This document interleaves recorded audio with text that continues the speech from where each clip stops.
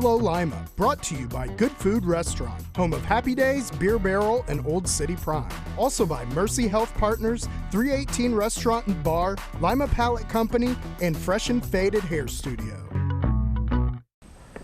Hello Lima, I'd like to welcome 4th Congressional District Congressman Jim Jordan to Hello Lima. Good to be with you. It's a pleasure to have you. You bet. And part of that, I'm going to go off script here and say a little something that I think most of the viewers, and my show is a little different, the demographics are a little different, is that one of the most powerful men in Washington, both heads of the Judiciary Committee and ranking member, and you see you from Fox to ABC to all the Good Morning shows, and one of the things that I think people want to know or should know is, why are you always back? You spend a lot of time with your constituents. You spend a lot of time coming back home. Yeah, we try. And given how, Thank you. And we see you in a lot of things, all over the media. How do you make time to come back and listen to the people who've elected you?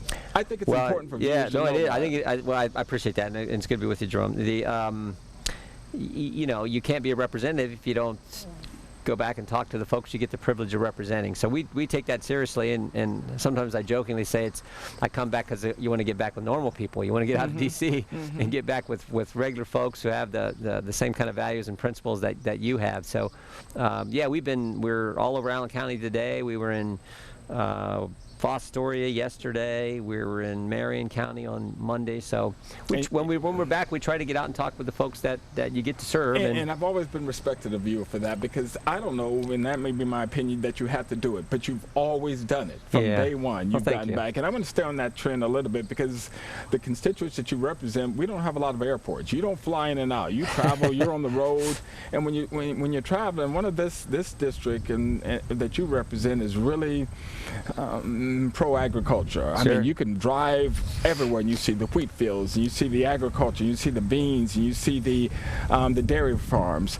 I'm going to ask you a question in this times and I recently heard something from China that they are trying to, again, push the coronavirus on the fact that it started in an army base. Ridiculous, and China's been fairly aggressive in terms of its poor trade. How do you balance that, Congressman, between your district and all the China economy that could help the agriculture and all that grain? And how do you balance trying to make them do the right thing and be responsible and accountable, and knowing your district is a big part of that world economy, the largest economy? Yeah, no, very good question.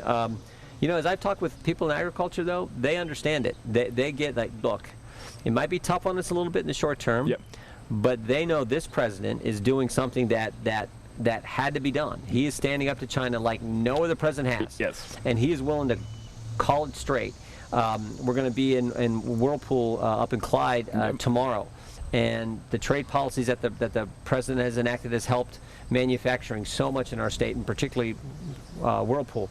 So farmers get it. They say, look, we're willing to take a hit here a little bit on the short term, because we know this president is doing what he said he's going to do, standing up to China, and we know in the long term it'll be better if we quit letting China steal our intellectual property, quit letting China not adhere to international trade norms, quit letting China do the things they did with this coronavirus, not tell us and lie to us. So I think the vast majority of agriculture, the people in agriculture that I talk to who are across the board, as you travel the constituents and hear from them, they understand what the long-term effect is going to be. Sure do. And it is certainly going to be positive, and I commend you for the fact that you're standing up for something that should have been done a long time ago. Staying on that COVID-19 and what China could have done or should have done in terms of helping, this pandemic has really caused a problem, for lack of a better word. Let me say that before as I say, pre-COVID, this economy was robust. I'm telling you, it was humming like a fine machine. And I'm not talking about just for a small sector of the populace. I'm talking about for black, brown people of all ages, everything. Do you see it? It seems to be heading back in that direction. Is it going to continue that as we continue to see things, including the stock market and those things pick up? And I know the federal government is involved in making sure this continues. Yeah, I think it is. We were at a business, I was just talking about this story. We were at a business 3 weeks ago in Sydney, Lockyer Manufacturing, and they said in March, before the virus, they had their best. They've been in operation manufacturing 75 years. March was the best month in the history of the business. Best month they've ever had. They go to May. May was the worst month in the history of the business. June, back to the levels that they Back to were. the levels. Back to levels they were in March. Now, they're a little unique in that they provide a lot of framing and bracketing and things for the RV industry. And the RV industry has taken off during COVID, and baby boomers retiring, and they got to buy an Airstream, which is all good. But that's an indication of the V-shaped recovery that I think is really starting to happen and is going to continue to move in the right direction. And you're so right, Jerome. Prior to this virus, taxes cut, regulations you couldn't reduced, have written a better script. Best economy in 50 years, lowest unemployment for all sectors of the population. All sectors. Wages were going up. I mean, 401ks it was humming. were It was humming along. And having said that, keep it on the fact that your constituents are a lot of small businesses, Congressman, as you go up and down 75 and 68 and all those. Is the relief bill going to be something that is going to perpetuate this disincentive to work, or are you going to come with something that in my opinion, should be a little bit more focused on keeping the economy open and keeping people working? Another great question. We got to fix this unemployment issue. It doesn't work. Yeah, you can't. I've heard from so many employers across the district. It doesn't work. If you encourage people not to work, you're going to get less work. And we have to help people in a tough situation. Yep. And that's what the PPP program did for small business owners. That's what the unemployment insurance is designed to do for workers who were without a job for a while. But you can't incentivize people not to go back to work. So we're hoping we can reduce that amount, still help people who truly need some help. But I hear from employers all the time, they're hiring. They can't find people. I hear it. I heard it yesterday in Fostoria. I heard it the day before in Marion. We're going to hear it today, I'm sure, from when I talk with some business people later this afternoon. We're going to hear it here in Lima and Allen County. So we got to fix that. I hope that's what we do. The White House is looking at potentially an executive order versus trying to negotiate with Pelosi. She wants another $3 trillion, another big spending package. She wants to bail out states like Illinois, New York, and California, who've got huge problems, had huge problems with prior to the COVID-19. Prior to the virus. That have nothing to do with getting people back to work and getting this economy open again. Having said that, Congressman, when you look at cities like you represent, and particularly Lima, the PPP program was a godsend for Lima, if I can say that, Congressman, using the Lord's name. It was one of the things that your government, the federal government, came along and said, we're going to make sure that we keep this economy open. Can we look for those types of programs, though, as you put together an executive order? Yeah, well, understand there's still money in the PPP program. Yes, I follow. So that's still there. We've extended some of the dates out for that program. All us conservatives in Congress supported that first CARES Act, which had the PPP program, because when you're telling businesses you can't engage in your livelihood, we're going to shut down something you've invested your life in, you put your savings into, your families depend. When you shut people down, you have to step in and compensate. That's constitutional. It's like a takings. It's like eminent domain. You take someone's property, you got to help out. So you saw conservatives all support that legislation.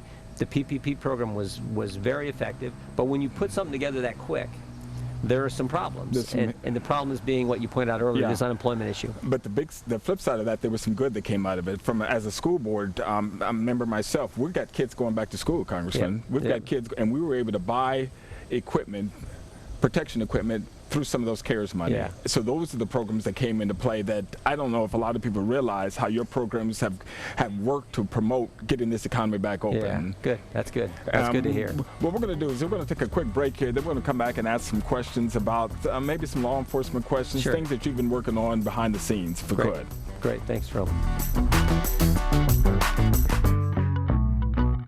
From early in the morning when the Happy Days stores open, turn the grills on, get the coffee turned on. Across town, the beer barrels, there's a lot of prep work that has to be done. Sauces being prepped on the stove. At Old City Prime, everything's from scratch. I think the culture in our company is that we care about our people. And in return, our people care about our customers. Thank you so much to all of our team that's worked for us, and thank you so much to all the communities that we're in for being such great customers. You are the center of a universe. That's what we've learned in 160 years serving our community. Everybody means the world to someone. So when you're in here, or if someday you find yourself in here, and when all you can think about is the world that revolves around you, we'll be a world that revolves around you too. Mercy Health. Healthcare for the universe of you. We at Lima Pallet Company thank you, Lima. In 1977, we started a small family business, and today we continue to grow. Lima Pallet is a full-service pallet and crate provider. Every customer is unique, which is why we build pallets and crates to our customers' specific requirements.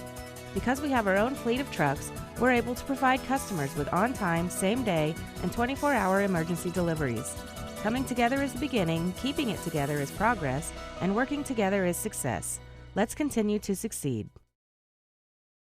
Welcome back to Hello Lima. We're joined with Congressman Jordan, having a lot of interesting topics, but we have a lot to cover, and we're trying to do what you call quick work with little time. Congressman has to get back to Washington as he's addressing a number of issues. Congressman, I'm going to ask you a question as I get into something a little bit.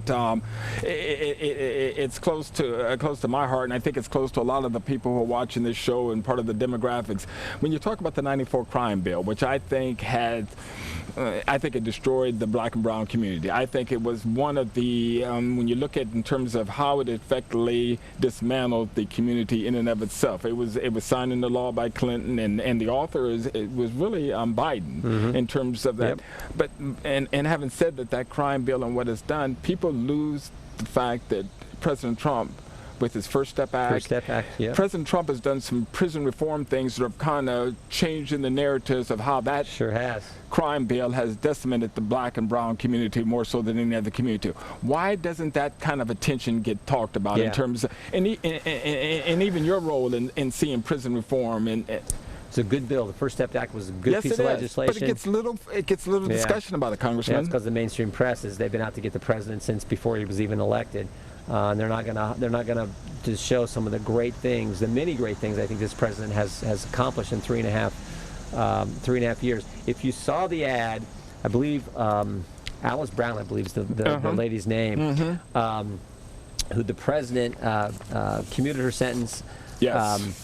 And the ad that ran during the Super Bowl, it was a powerful ad, and it shows that this president understands what you just described about where the law was and how we need to reform our prison system to help all people. But certainly African Americans and others who've had a disproportionate Congressman, disparate impact on them in that area. So.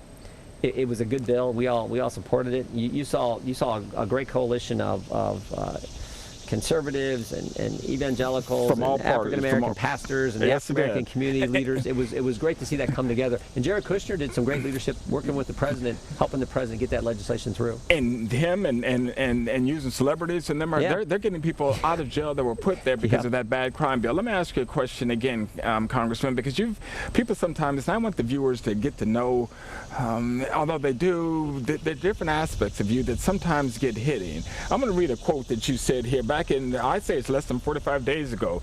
This is sort of a paraphrase, and it is sort of the calling for incentives. And you're talking about police reform. Congressman says, I'm calling for incentives when it comes to federal tax dollars be put in place that can get the kind of training and accountability in place that would help make things better. This is from you, out of your own mouth. What you're saying is that how do we improve on a system that could be tweaked, could use federal dollars and provide incentives to do to just get things better, which I think everybody wants. You know who else wants that? Law enforcement wants that. Yes, they do. Law enforcement, the guys, we just visited with the sheriff here in town and his deputies. This idea that you're out there right now disparaging law enforcement, city councils looking and governors looking to defund law enforcement is the dumbest idea I've ever heard.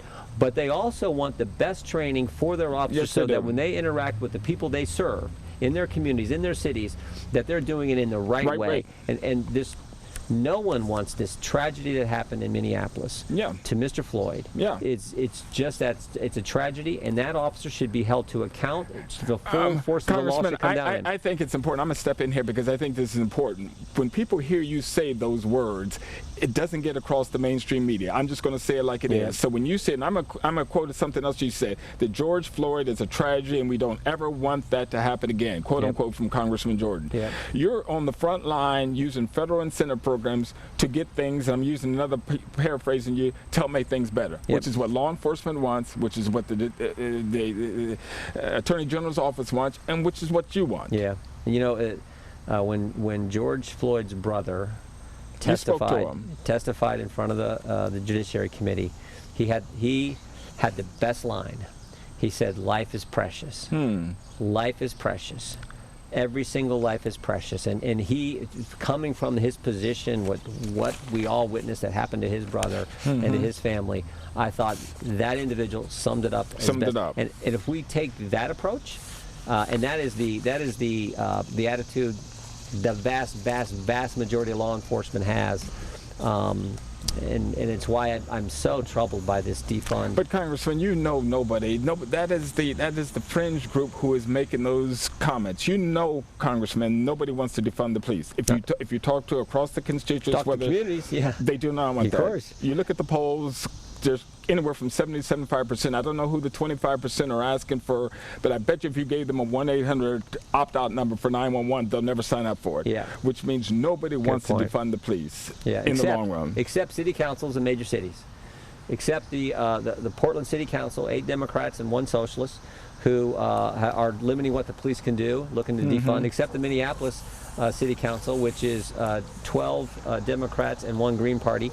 I believe is the makeup of that, not a Republican on it. So except these city councils and these mayors in these big urban areas, the rest of the country is exactly where you said, Jerome. They understand the value of our law enforcement. Congressman, you know what's going on in some of these major cities. You see what the crime is happening, whether it's Chicago to Atlanta to Indianapolis. You see what's going on. Kids are getting killed. Kids are getting shot. It is up 25% over last year. Up 25%. So we don't have more what I call open, constructive dialogue about the real issues and how to affect those issues. This is never going to go away other than the fringe groups, and I'm being somewhat opinionated here, having having a platform. Yeah. And we need more voices of reason like yours who says, as you spoke to George Floyd's brother, to come along and says, you know what, we can do better, we can do better, and we can do incentives to make better, but we need to do better in the right way. Yep. Let me keep on this same thread here and ask you about something that a reporter for local MSNBC show walked off the show, resigned, and this is something that she said a couple of days ago,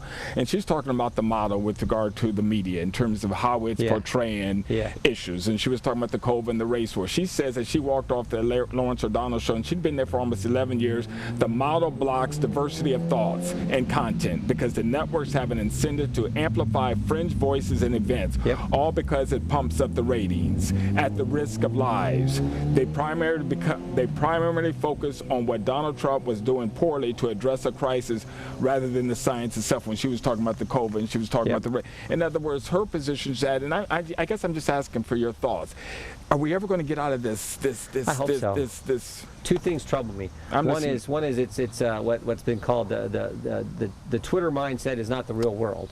So you got all the social media, and it does what this producer was describing. The other thing that scares me even more is what's been called the cancel culture mob. Yes. The cancel culture mob. So if you have diversity of thought or of different opinion, in today's cancel culture mob world, you're not even allowed to talk. So it's like you don't have a First Amendment if only one side's allowed to speak. Right. You got to have real debate. And I use this example all the time, but Dennis Kucinich is a friend of mine. Yep. And Dennis is way over here, and Jim Jordan's over here.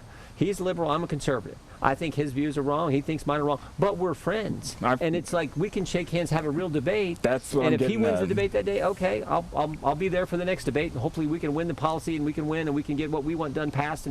But we shake hands and move on. And move on. Today is different. Today, the left says, you're not allowed to talk, Jim Jordan. If you doubt me, look at the sports world. Yep. Drew Brees says you should stand for the national anthem. And immediately he gets attacked. Immediately. Mike Gundy, football coach at Oklahoma State, wore a shirt that said nothing. One American knew he goes fishing with the quote wrong T-shirt. Right. And he gets attacked. He had to take a big pay cut. He had to do all kinds of problems. James Harden wears a mask. I believe it was a mask that supports back the blue, support the police. And he gets attacked. So, Congressman, you see my point. This is the fishbowl that we're in. Nobody wins. Yep. We got to get out of it. We got to get back to where we're the way America's supposed to be. Let's have a real debate. And you know what? I respect you. You respect me. I respect Dennis. He respects me. That's the way it's supposed to work. And We might not agree on everything, but we agree that America is still the greatest country ever. The best thing that's ever happened to this planet, and we should want America to succeed instead of always fighting and trying to tear people apart. And as the media looks for this rating, I don't want to turn this in a bash in the media. I just think it's important because of what you're doing and what many others like you are doing to try to keep the economy going, bring the world together. Why, when it gets to the point where it's easy for me to march down with 5,000 people than have 50 people go to a soccer game currently, or have 10 people go to a soccer game, or go to a church event. Those are the types of things that I think are crushing our ability as a community to come together and as a country to come together. Follow me, Congressman? I do. And I appreciate you using the platform you have and speaking out about this and pointing it out. So I'm very nervous. I'm very nervous about basic liberty because there was a poll done. Now I'm looking at it from the conservative perspective because that's what this poll did. But it said 72% of conservatives are afraid to speak their mind. Just to have a voice. Because they know they're going to get attacked. And when they asked liberals, it was a much smaller number, but there's even a subset of liberals that are afraid to speak out as well. Now that's wrong too. So, Congressman, you had the tech giants in front of you in a panel. You did an oversight panel and talking about how they are going to do more to level the playing field. Anything come out of it? I mean, do you think because that social media, although it's not the real world, it's the world that we're living in now. Yeah, and it's private business, but it needs. Yeah, they have so much influence, and I asked a simple question, because Google tried to influence the 2016 election for Clinton, and in spite of those efforts, President Trump obviously won. I'm nervous they're going to try it again. So there's 3 potential remedies. We can look at what's called Section 230. Which gives these platforms this sort of this idea that they can't be sued. In essence, it gives them a liability kind of immunity there. Right. We could reform that. We can look at just existing antitrust law, or we can look at the third option, which is maybe we need to pass something new. All I know is I don't think they're going to change. Twitter censors conservatives, Google censors conservatives. We have seen it. So I don't think they're going to change. And between now and election time, I'm really nervous about this. So I think the best thing we can do now is to draw attention to it every time we see it. But at some point in the future, we may have to look at one of those 3 remedies. Which are remedies that are handed down by the government in terms of it. That's good information. We're going to take a last break, and we're going to wrap things up when we come back with Congressman Jordan here. Be right back.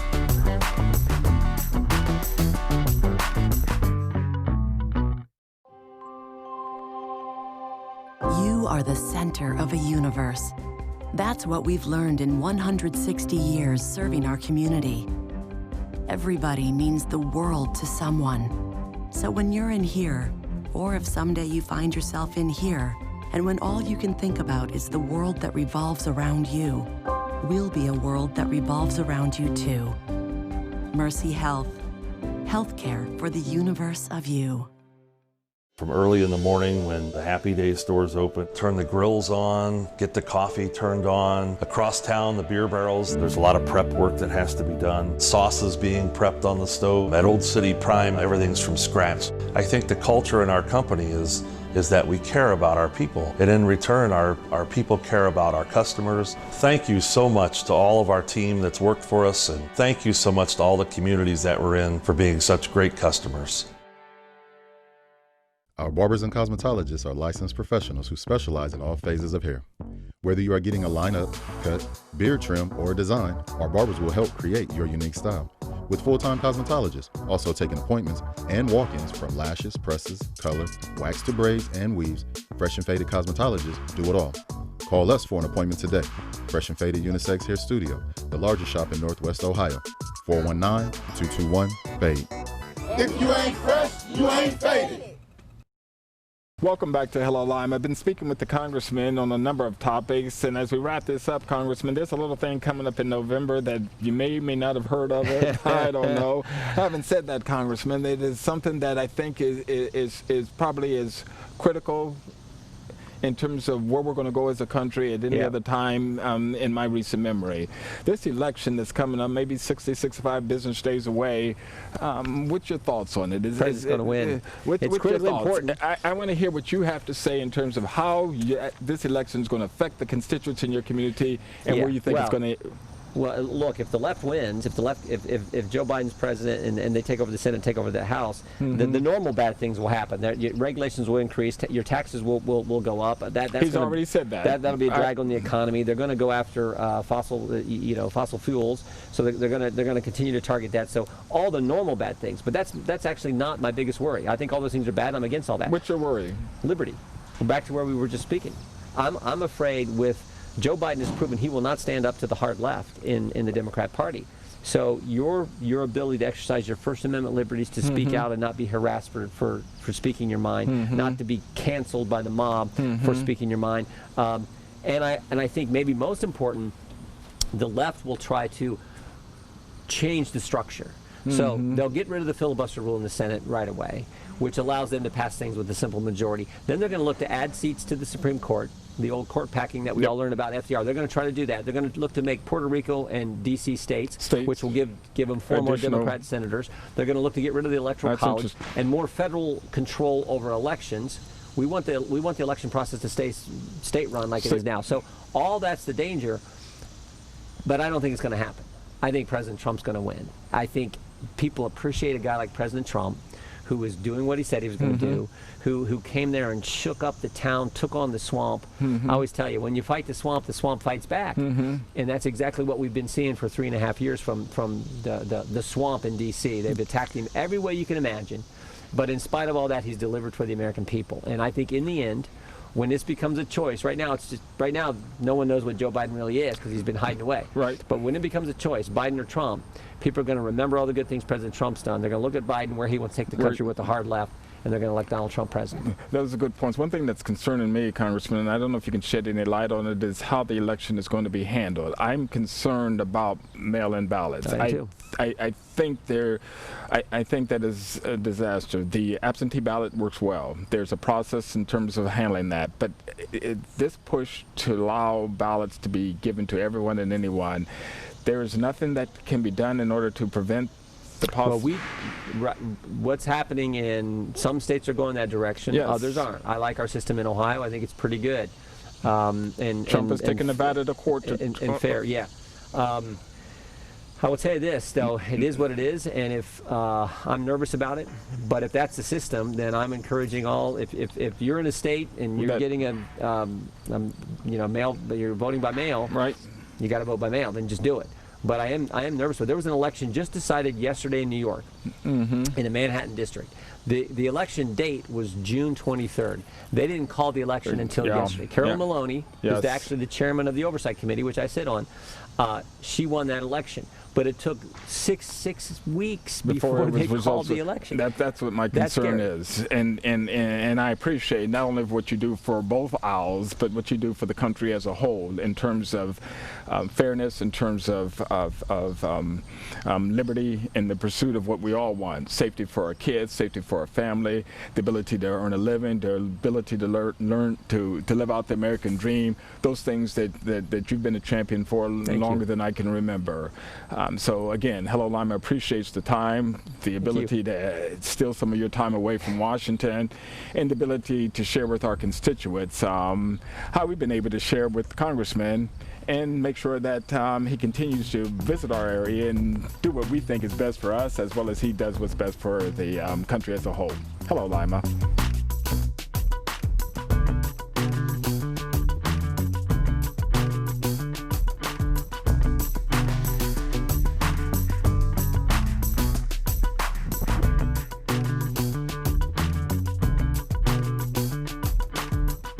Hello Lima, brought to you by Good Food Restaurant, home of Happy Days, Beer Barrel, and Old City Prime. Also by Mercy Health Partners, 318 Restaurant and Bar, Lima Palette Company, and Fresh and Faded Hair Studio.